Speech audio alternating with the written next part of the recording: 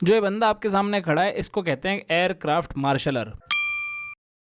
इसका काम क्या है, ये अपनी डंडी वंडी से हाथों से है ना रास्ता दिखाता है कि वहाँ जाके पैसेंजर को उतार दे या यहाँ से उधर रनवे पे चला जा और उड़ जा आसमान में।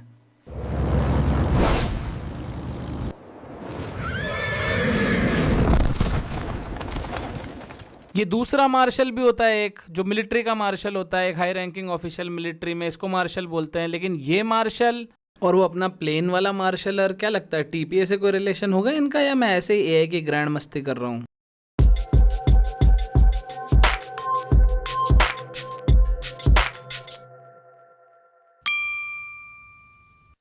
मार अ शल्क, ठीक है, मार अ शल्क ये एक पुराना जर्मन वर्ड है, हॉर्स सर्वेंट के लिए यूज होता था, मतलब हॉर्सेस की जो देख रेख करते थे।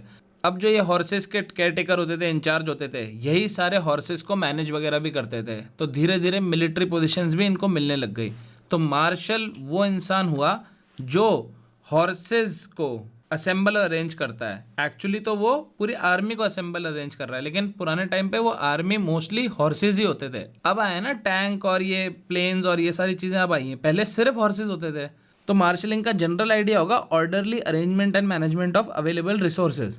पहले के टाइम पे रिसोर्सेज क्या होते थे, हॉर्सेज होते थे आर्मी के अंदर। इसीलिए अभी भी आर्मी में मार्शल होता है ना टर्म, वो एक हाई रैंकिंग मिलिट्री ऑफिशियल का होता है, क्योंकि वो पूरी आर्मी को ऑर्गेनाइज करता है। वो वर्ड का ओरिजिन हुआ है कि वो हॉर्सेज को ऑर्गेनाइज करता था, लेकिन अब हॉर्सेज होते नहीं है तो वो मीनिंग चेंज हो गया। तो अब मार्शलिंग का जनरल मीनिंग हो गया कि भैया अरेंज कर रहे हो आप, मैनेज कर रहे हो जो अवेलेबल रिसोर्सेज हैं।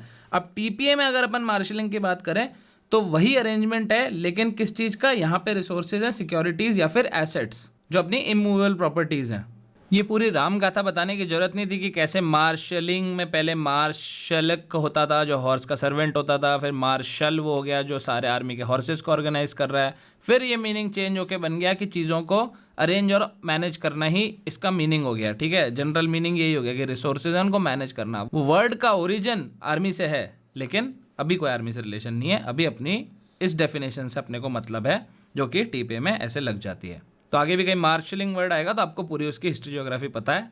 तो अपन अब मुद्दे पे आते हैं कि भाई ये मार्शलिंग होती क्या है, काम कैसे करती है ना। इसको अपन एकदम इजी तरीके से समझेंगे। एक ओनर है, दो प्रॉपर्टी है उसके पास, एक्स है अपना ओनर, उसके पास दो प्रॉपर्टी हैं, प्रॉपर्टी ए है और प्रॉपर्टी बी है। अब एक्स ये दोनों प्रॉपर्टी किसी को मॉर्टगेज कर देता है। ठीक है, अपन मान लेते हैं कि ए प्रॉपर्टी भी और बी प्रॉपर्टी भी ये मॉर्टगेज कर देता है वाई को। अब ये प्रॉपर्टी जब मॉर्टगेज्ड है वाई को, ये प्रॉपर्टी बेच देता है इनमें से एक, ए और बी में से। मान लो बी ही सेल्स टू जेड। अब अपन इस एग्जांपल में मान लेते हैं एक्स ने जब मॉर्टगेज करी थी प्रॉपर्टी तो एक्स ने वाई से 10 करोड़ रुपए लिए थे इन दोनों प्रॉपर्टी के बदले मॉर्टगेज करने के। प्रॉपर्टी ए की वैल्यू अपन मान लेते हैं 12 करोड़ रुपए और प्रॉपर्टी बी की वैल्यू अपन मान लेते हैं 12 करोड़ रुपए। ठीक है, 12 करोड़ की दोनों प्रॉपर्टी है।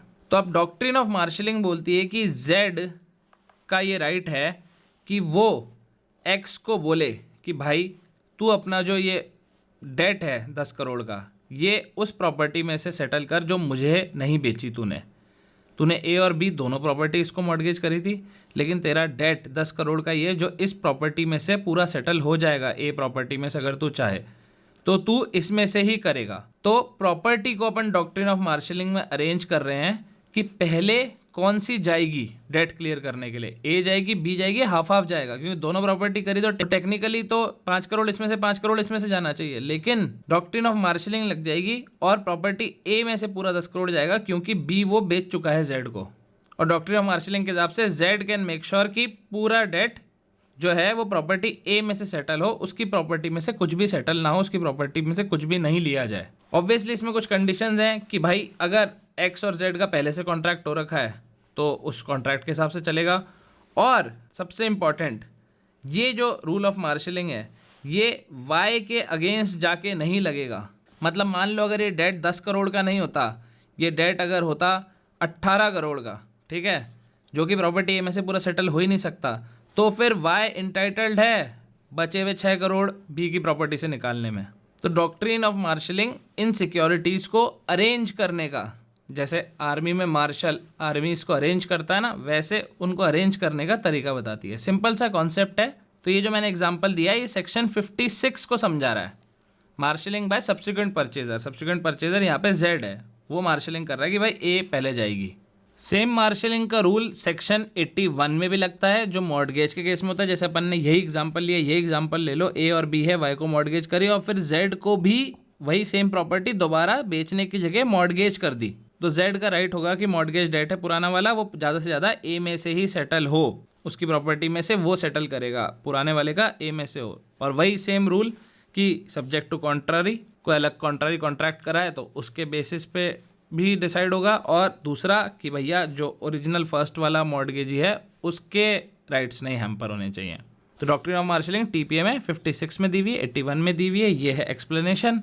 आई होप ये वीडियो आपको अच्छा लगा हो। यहाँ पे मेरा वीडियो आ जाएगा जो टीपीए के कोर्स का, और बाकी मेरे कोर्सेज के वीडियो भी चेकआउट कर सकते हो। Playlist for free TPA videos, मतलब जो सारे प्लेलिस्ट के ऑर्डर से अरेंज वीडियोस हैं आपको यहाँ मिल जाएंगे। वीडियो अच्छा लगा तो सब्सक्राइब करना, लाइक करना, कमेंट कर देना कुछ बढ़िया सा। Bye bye tata, take care.